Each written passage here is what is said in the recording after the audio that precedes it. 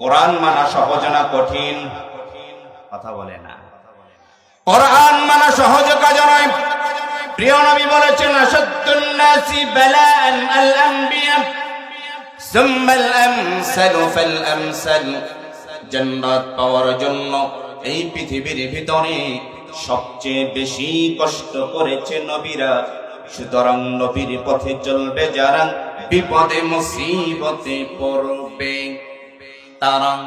অবন্ধ কোরআন মানার কারণে অসংখ্য সাহাবীর জীবন দেওয়া লেগেছে, ঠিক না বেঠে?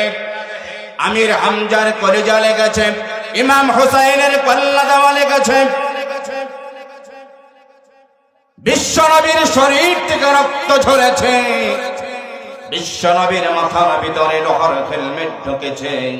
তারপরেই এই পৃথিবীর বুকে ইসলামটা প্রতিষ্ঠিত হয়েছে।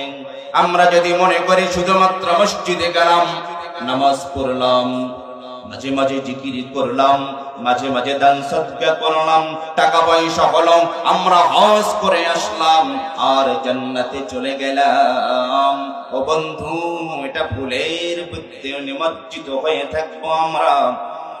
জান্নাত যদি পেতে হয় তাহলে কোরআনের হুবহু আইনগুলো নিজের জীবনে, ব্যক্তিগত জীবনে, পারিবারিক জীবনে, সামাজিক জীবনে, রাষ্ট্রীয় জীবনে, সর্বত্র জায়গায়, রান্নাঘর থেকে শুরু করে সংসদ ভবন পর্যন্ত, জন্ম থেকে শুরু করে মৃত্যু পর্যন্ত গোটা সেক্টরে কোরআনের আইন মানা দরকার আছে না নাই? কোরআন মানতে গেলে মাঝে মাঝে মারি খাইতে হয়। এর নজির আমাদের সমাজে আছে না নাই? কথা বলো না, সেনা নাই?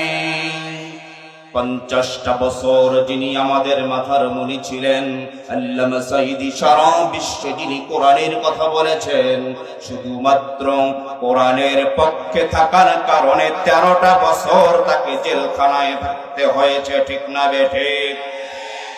মেডিকেল ক্লিনের মাধ্যমে তাকে পৃথিবীর জমিন থেকে বিদায় করা হয়েছে। কথা বলুন। অসংখ্য ইসলামের সৈনিকদেরকে, কোরআনের সৈনিকদেরকে বিনা বিচারে রাজাকারের তকমা লাগাইয়া ফাঁসি দেওয়া হয়েছে।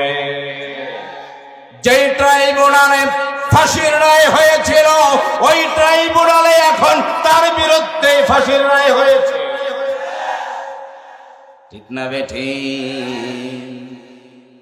এতবার পেড়ো না, এত বড় হয়ো না ঝড়ে ভেঙে যাবে, এত ছোট হয়ো না মানুষের পায়ের নিচে পিষ্ট হয়ে যাবে, ঠিক কিনা? নদীর পার ভাঙে অপার গড়ে, এই তো নদীর খেলা।